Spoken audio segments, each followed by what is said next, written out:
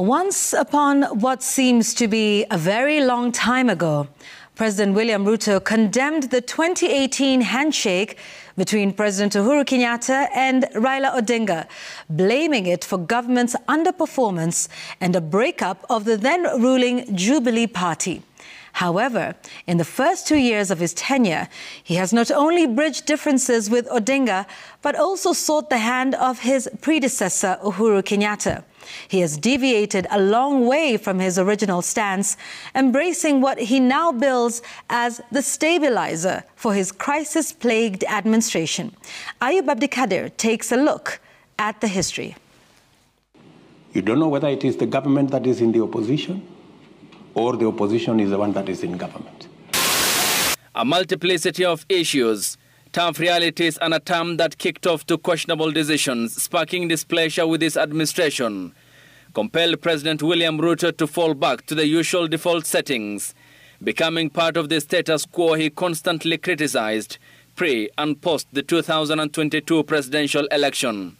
Yes. You know, when I was shown the door and I was operating from the streets as deputy president, there were people who were running this administration. Mm-hmm. So you see, unfortunately, but for the good news for the people of Kenya, it will not happen. Today in Kenya, you have a mongrel of a governance system. And unfortunately, the leader of what is supposed to be the ruling party is actually a squatter, or is it a refugee, in the opposition party. William Ruto, Uhuru Kenyatta and Raila Odinga, three KANU political operatives, are back together. The president is the latest entrant, onboarding the very same players he attributed misgovernance to, ostensibly to share the weight of a national burden, but against the backdrop of a tough reality and a growing public discontent against the country's political class.